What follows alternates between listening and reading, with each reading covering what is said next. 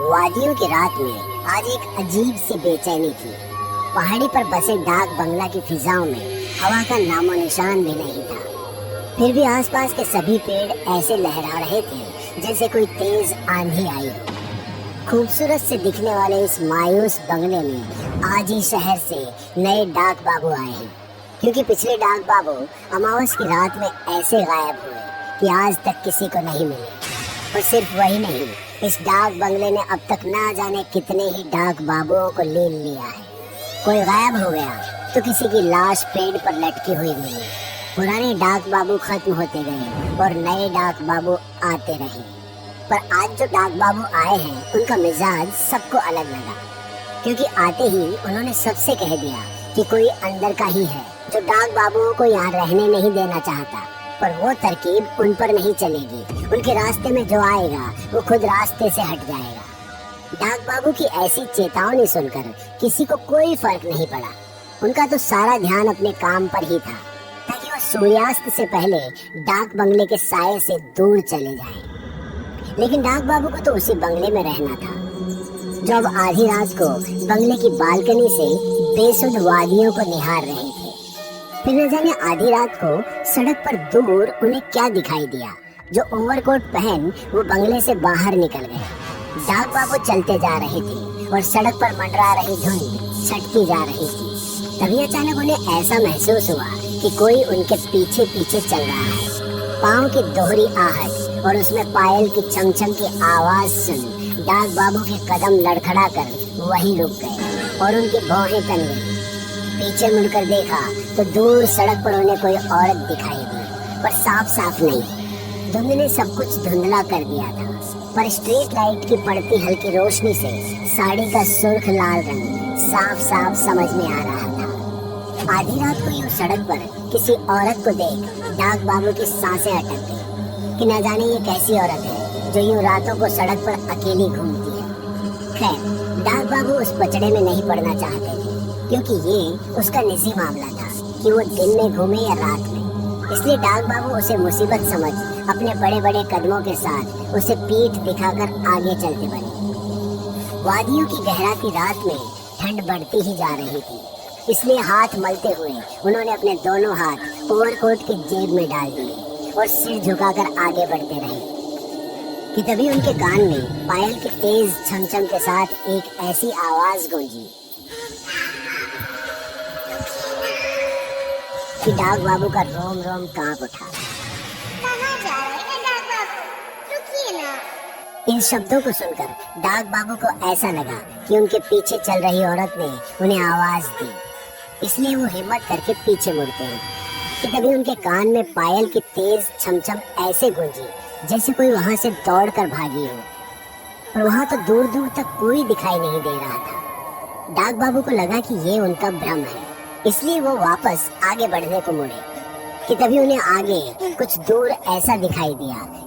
लाल साड़ी में पीठ दिखाती वही औरत अब डाक बाबू के उतने ही आगे थी जितना कि पहले वो पीछे थी। पर ये कैसे मुमकिन हो सकता है कि वो औरत एक झटके में डाक बाबू से इतने आगे निकल जाए। वो समझ गए कि उनके साथ ये जो कुछ भी हो रहा है वो कुछ साधारण नहीं है, बल्कि एक माया जाल है जिससे बचकर निकल जाने में ही भलाई है। कौन है तू? मैं तेरे मायाजाल में नहीं फंसने वाला। डाक बाबू के इतना कहते ही हर तरफ एक डरावनी हंसी गूंजने लगी, पर वो औरत कहीं भी नहीं दिख रही थी। डाक बाबू का डर से गला सूखने लगा था। तभी लहराते हुए बालों के साथ अचानक से उस औरत का चेहरा डाक बाबू के ठीक सामने आ गया।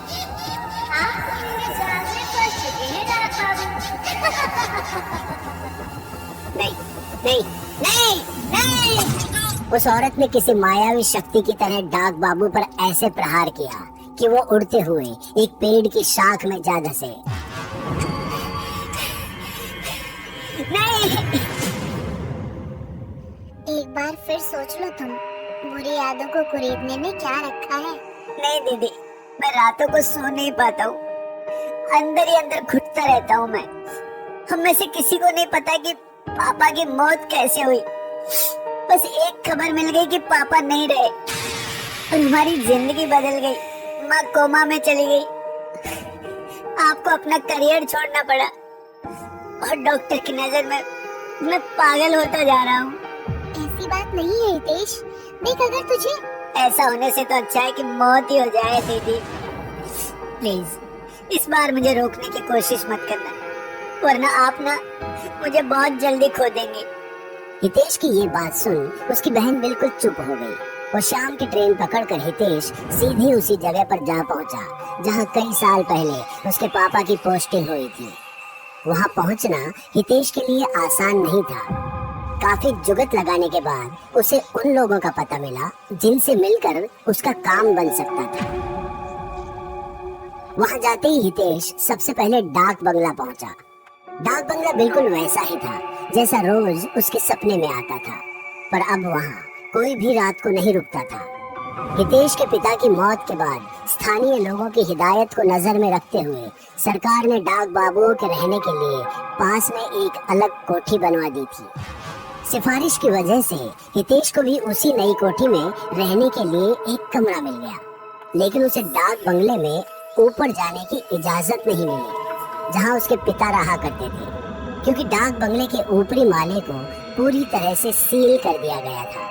अब सिर्फ दिन ढलने से पहले ही नीचे डाकघर की कार्यवाही होती थी और फिर सब अपने अपने घर चले जाया करते थे।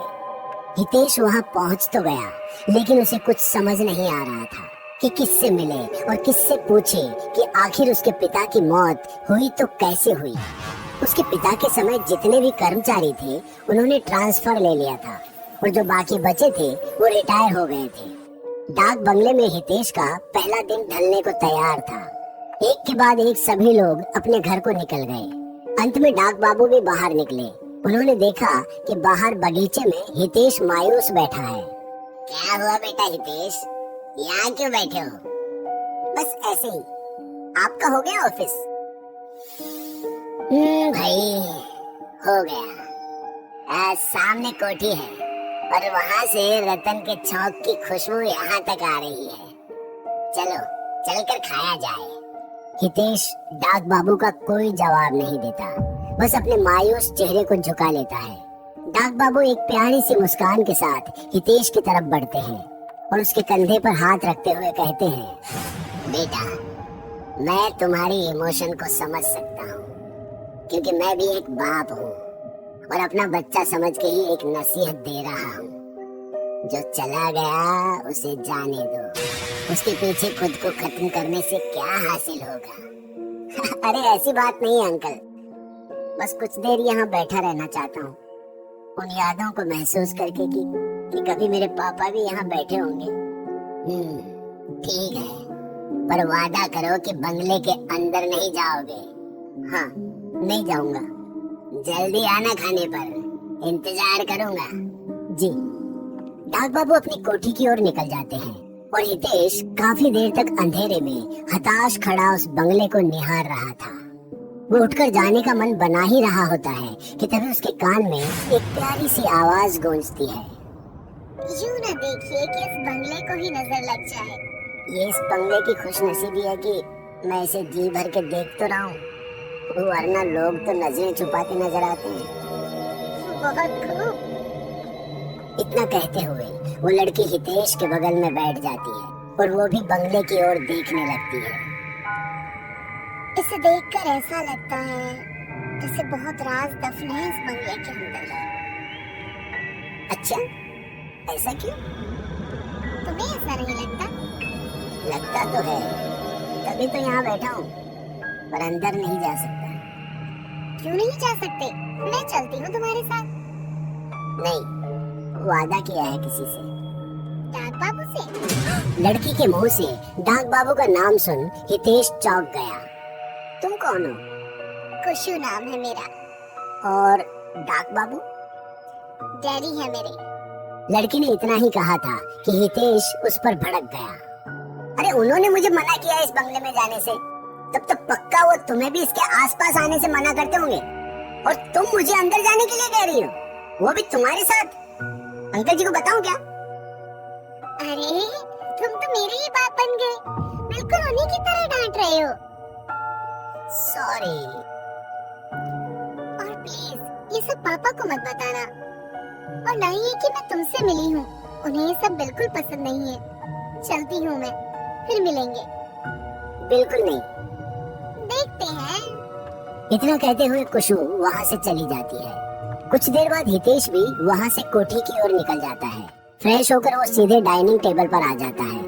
रतन खाना परोसता है और दोनों खाना खाने लगते हैं। इधर कुशु अपने कमरे से झांककर हितेश को छेड़ती रहती है, तो कभी पानी लेने के बहाने बाहर आ जाती है। हितेश भी डाक बाबू से नजरें छुपाकर उसे देखने लगता है। भाई हितेश, कहाँ देख रहे हो तुम? खाना खाओ। अरे कहीं नहीं अंकल, खाते वक्त सिर्फ खाने पर ध्यान। जी।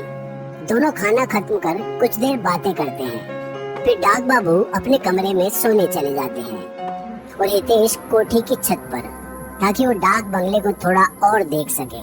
वो उस ओर देख ही रहा होता है कि तभी पीछे से आखिर आ ही गए ना तुम मुझसे मिलने। हेलो, मैं नहीं, तुम आई हो बाद में। तो देखा जाए तो तुम मुझसे मिलने आई हो।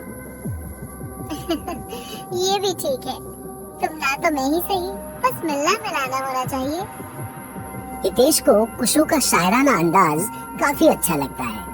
अब वो दोनों वही छत की मुंडेर पर बैठे बातें करने लगते हैं। शुरुआत एक दूसरे को जानने से हुई और फिर धीरे धीरे अपने गहरे राज भी खोलने लगे। हितेश ने अपने बारे में उसे सब कुछ बताया कि कैसे उसकी रातों की नींद छिन चुकी है और वो जानना चाहता है कि आखिर उसके पिता की मौत कैसे हुई।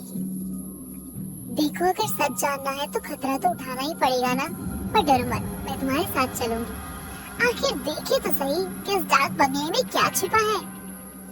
नहीं कुशु, तुम नहीं, मैं ये अकेला करूंगा। हितेश, क्या हुआ तुम्हें? यूं आधी रात में छत पर, और ये अकेले में क्या बड़बड़ा रहे हो तुम? कुशु अब छत पर कहीं नहीं थी। डाक बाबू की आवाज के साथ वो कहीं गायब हो गई। हितेश को एक पल को लगा कि वो अपने पापा को देखकर छुप गई है, पर एक पल में वो कहाँ जा सकती है? यहाँ तो सब कुछ खुली आंखों के सामने है। हितेश को कुशु की चिंता होने लगी, इसलिए उसने डाक बाबू से सब कुछ सच सच कह दिया। अंकल, आप प्लीज उसे डांटना मत, मैं और कुशु बस यहाँ सिर्फ बातें कर रहे थे। पर ये कुशु है कौन? आपकी बेटी कुशु, मेरा कोई बच्चा ही नहीं है। छत पर हो रहे शोर को सुनकर रतन भी ऊपर आ पहुंचा और उन लोगों की बहस सुनने लगा।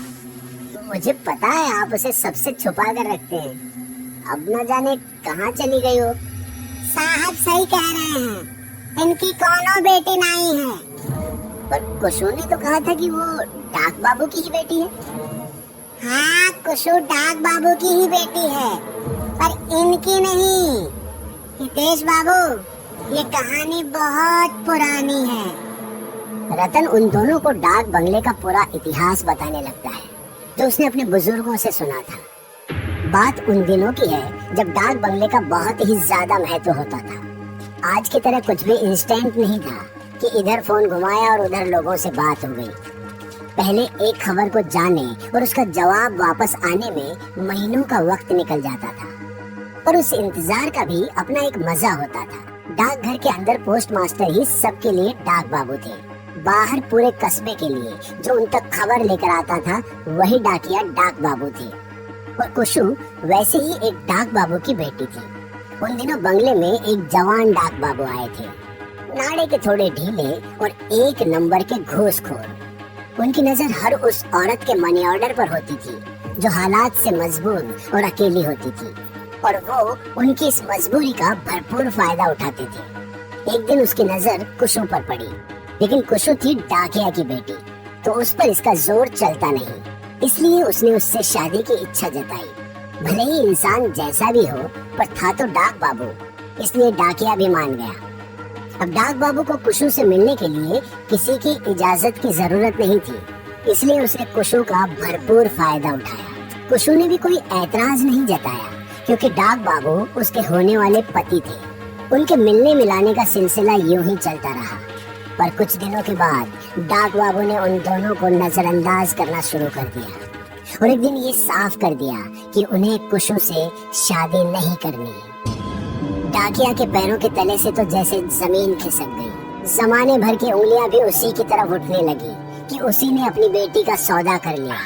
बेचारा बूढ़ा डाकिया अपने आत्म सम्मान को तिल तिल मरते नहीं देख पाया और दिल का दौरा पड़ने से उसकी मौत हो गई। डाकिये की मौत के बाद डाक बाबू ने एक बार फिर से कुशु को रात में कमरे में बुलाया, ये कहकर कि उसे कुशु से कुछ बात करनी है। कुशु को लगा कि वो शायद माफी मांगने के लिए बुला रहा है, लेकिन जब वो उसके पास पहुंची तो डाक बाबू ने उसके मुंह पर पैसे मारते हुए ये कह दिया कि बाप तो मर गया, अब तेरा बोझ कौन उठाएगा। और अगर कुशु उसके रखेल बनकर उसकी रातें रंगीन करती रहे तो वो उसके आगे का खर्च भी उठाता रहेगा।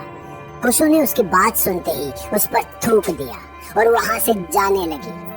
डाक बाबू को ऐसा लगा जैसे किसी ने उसकी मर्दानगी पर थूक दिया हो। वो भागता हुआ गया और उसे बालों से घसीटते हुए वापस डाक बंगले में ले आया। फिर उसके साथ उसने क्या किया ये किसी को पता नहीं चला। अगली सुबह हुई पर डाक बाबू को किसी ने नहीं देखा। उन्हें लगा कि आज वो देरी से आएंगे, और जब काफी देर हो गई और डाक बाबू नीचे नहीं आए तो एक आदमी ऊपर गया और चीख पड़ा, क्योंकि जमीन पर डाक बाबू की लाश पड़ी थी। किसी ने उनका सर जमीन पर पटक पटक कर मार दिया था, पर कौन ये किसी को पता नहीं चला। लोग मानने लगे कि उसे उसके कर्मों की सजा मिल गई, लेकिन उस डाक बाबू की गलती ने आने वाले सभी डाक बाबू की जिंदगियों में कयामत ला दी थी और सभी एक एक कर मरते चले गए, क्योंकि कुशु की नजर में तो वो हर डाक बाबू कसूरवार है जो उस बंगले में रहने आता है। और आपके पापा इसी वजह से बेमौत मारे गए। सबको यही लगता है कि बेचारी का अंतिम संस्कार नहीं हुआ, इसीलिए भटक रही है उसकी आत्मा। अरे जब लाश मिली ही नहीं तो अंतिम संस्कार कैसे होगा? यही तो साहब, इसीलिए इस बंगले से दूर रहने में ही भलाई है। नहीं, माना कि मेरे पापा के साथ गलत हुआ, पर कुशु के साथ तो बहुत ज्यादा गलत हुआ है। मैं करूंगा उसका अंतिम संस्कार।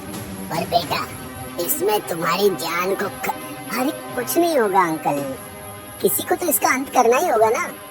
और मैं तो यहाँ आया ही इसीलिए हूँ। हितेश रतन के साथ उसी रात एक तांत्रिक के पास जाता है और उनको सारी बात बताता है।